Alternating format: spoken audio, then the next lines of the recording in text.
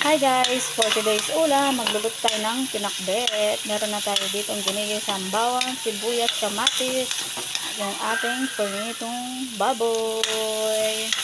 Gisayin lang natin ito. Lalagay tayo ng konting patis.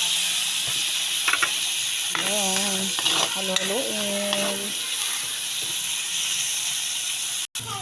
So ayan, kapag ganyan na, ilagay na natin yung ating gulay.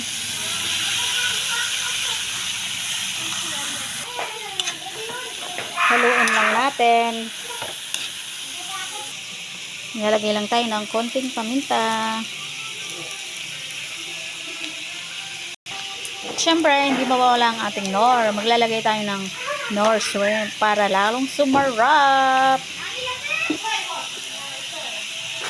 And then, maglalagay lang tayo ng konting tubig.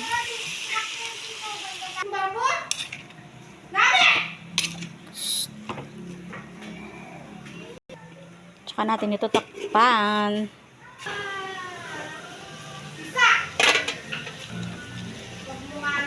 So, yan. I-mix natin. Pakuluan pa natin dito ng 5 minutes. At pwede na yan. Lagyan natin siya ng konting asin. So, ayan. Luto na ang ating pinakbet. Kainan na.